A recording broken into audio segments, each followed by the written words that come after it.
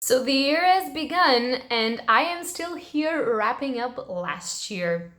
Traditional classic Catherine, I believe. I don't know, because I have so much things to do, and I have been doing so many things that I don't even know what is traditional about me or not. And here I am, still supporting a Christmas tree on me, although it's already January and there's no Christmas trees, or at least there's none in this house because we have evolved and it's not Christmas season anymore. Hello beautiful bookworms, my name is Katrina and welcome to my channel, and today I am here to finally do my December wrap-up of 2019 because we are in 2020 and we do not want to hear more about 2019 because new year, new dawn, same life, but different books, we hope.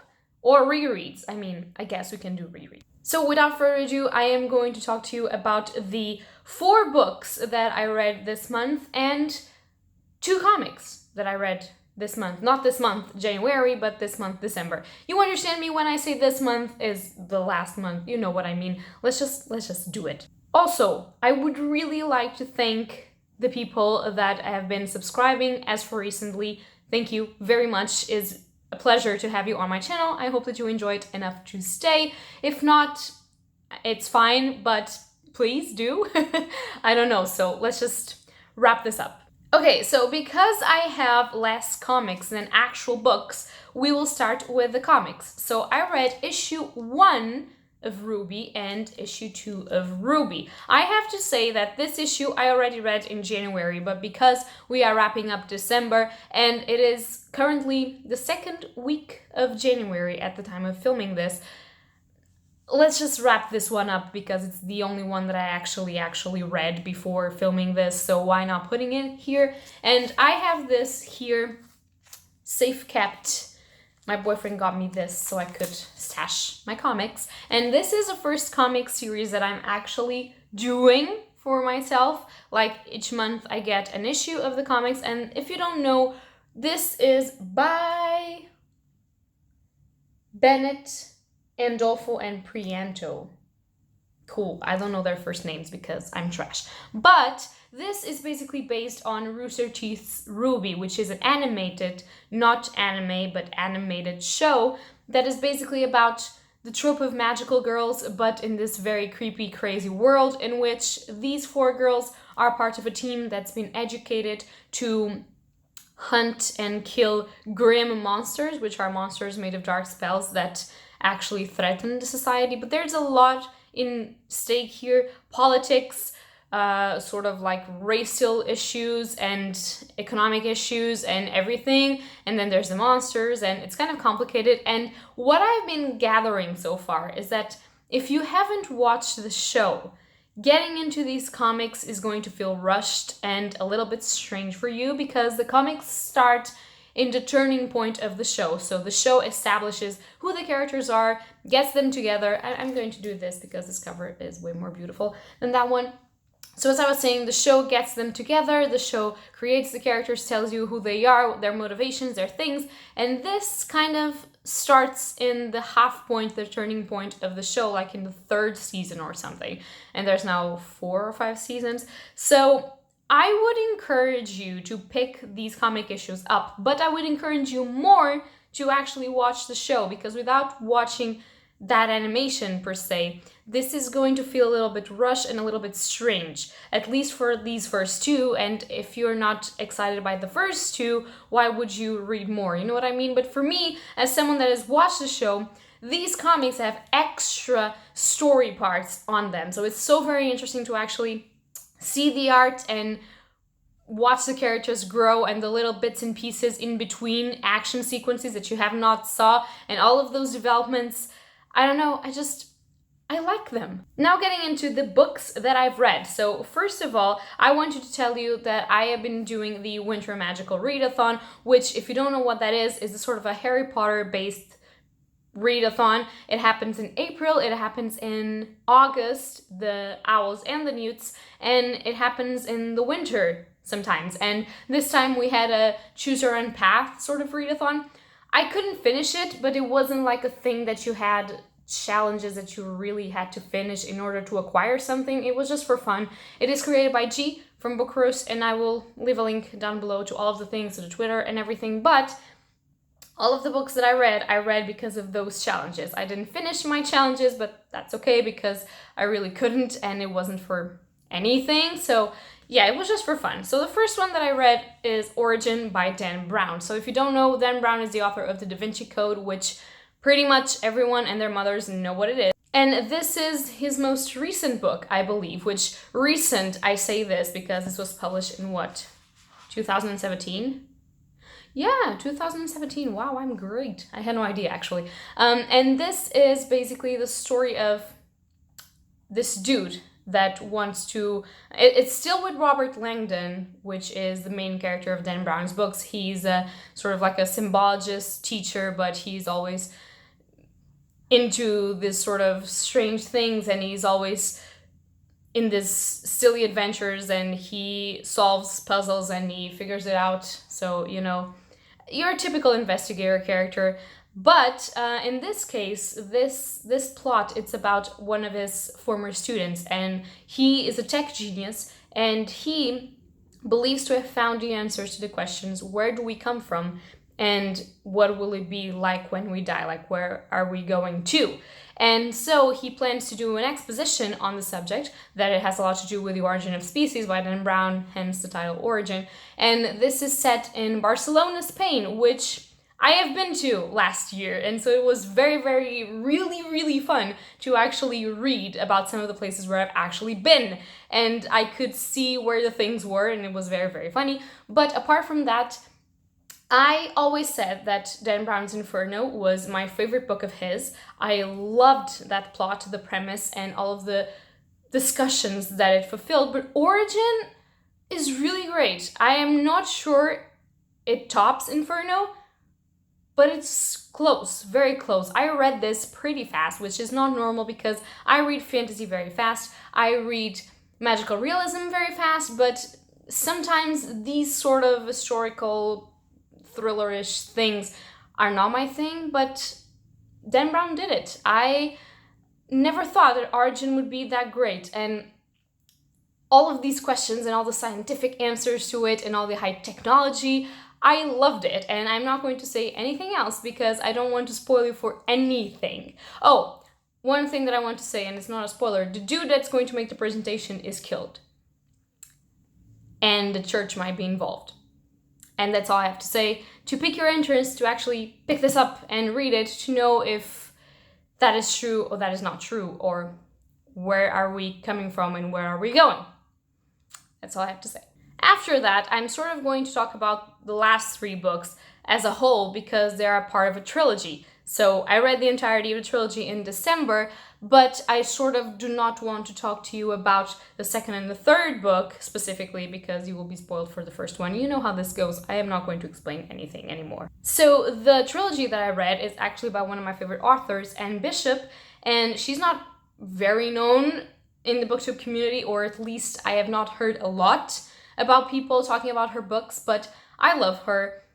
My main favorite trilogy / companion series by her is the Black Jewels trilogy. I will always love that. And although I really enjoy her writing style and her works, this in particular did not reach that trilogy, and I think that none of her works will, although I still have a lot of her works to read. So maybe I'm wrong, but I enjoyed it, but it wasn't exactly my favorite, but it wasn't exactly something that I didn't like as well. So it's very confusing, but I still call her one of my favorite authors because someone that writes the Black Jewels trilogy cannot be named anything else. So, as I was going to say, the trilogy that I'm talking to you about is The Pillars of the World, not to be confused with The Pillars of the Earth by Ken Follett, which is another totally different thing.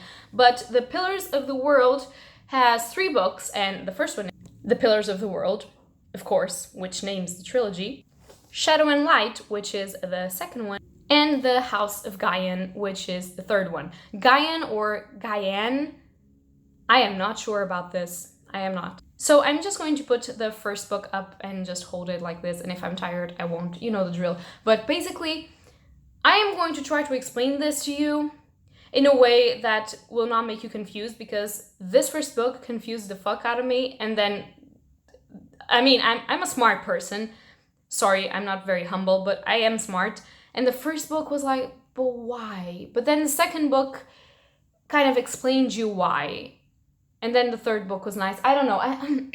Okay, starting over. Okay, so this has stuff that I love and stuff that I don't love, which is why I believe that I can't talk about this as coherently as I would like to. Basically, The Pillars of the World is a trilogy that is about fae, witches, and witch hunters. I hate fae.